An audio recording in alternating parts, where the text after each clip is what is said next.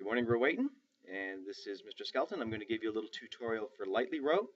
Um, there aren't really any new note reading elements to this, although by this point I will have definitely changed your red and blue tapes to silver, so we aren't matching colors as much anymore.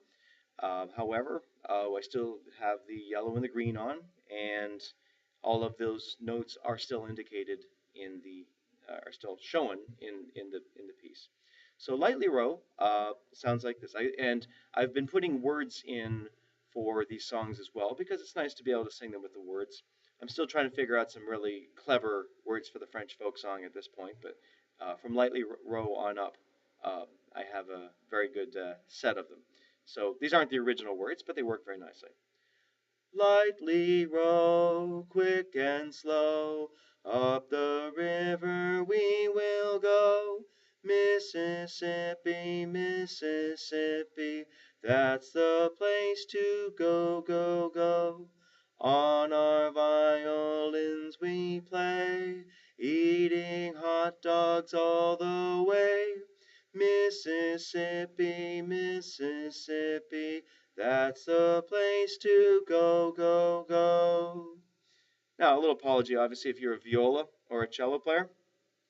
Yes, we make a reference to playing violins. That's sort of the original. You could substitute, on our violas we play. Doesn't quite work with the rhythm of it, but it would be okay. On our cellos we will play is another way of adding that as well. If you want to be pure to your instrument, true to your instrument. So again, there's two different versions. There's two different versions, and the D major sounds like this.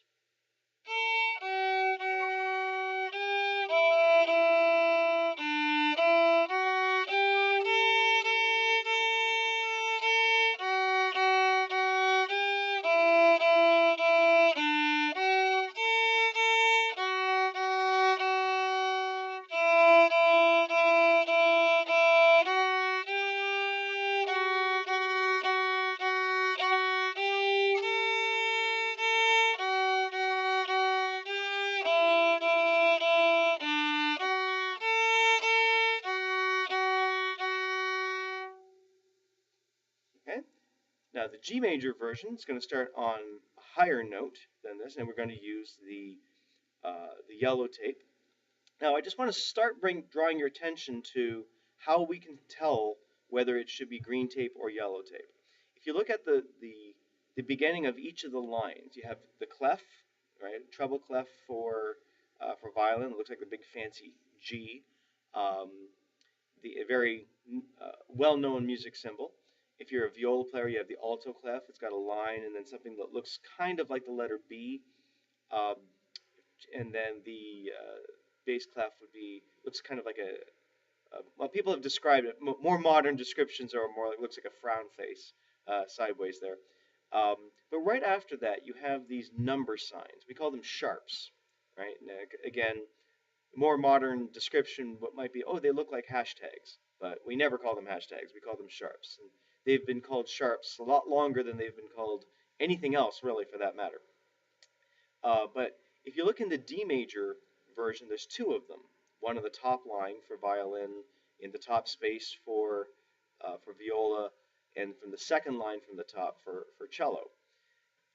And that is the note F, or the letter. It represents all the notes that would have the letter F to it.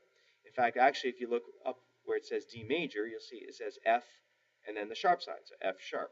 So that's in the key signature. That will tell us that on the D string we have to use the green tape, because that is also an F.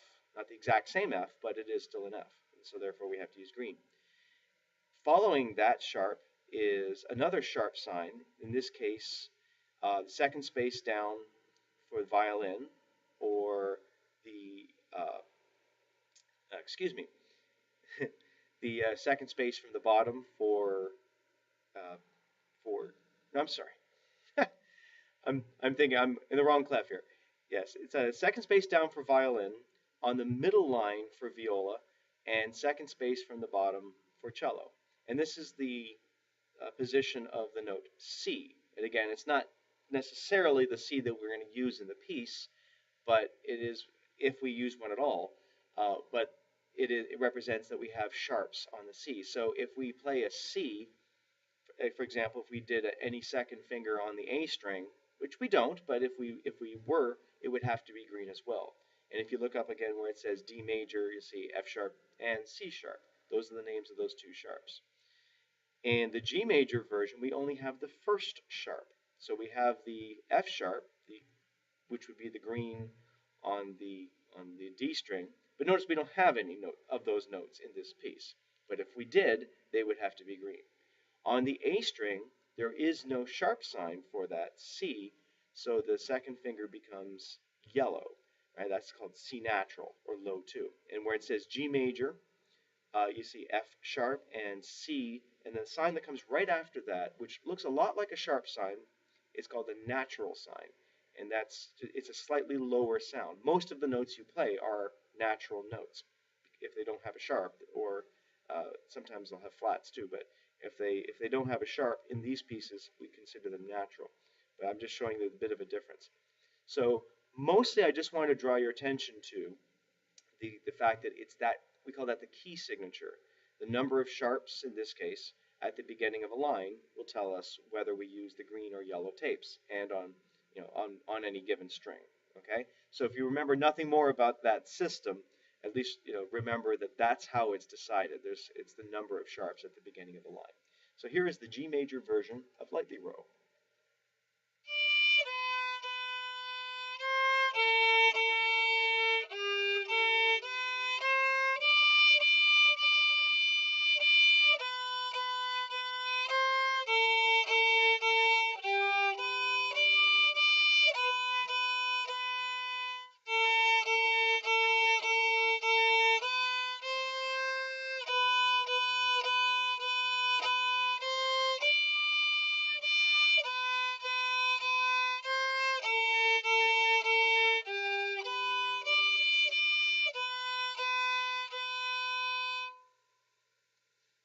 Okay, thank you very much. I hope this was helpful.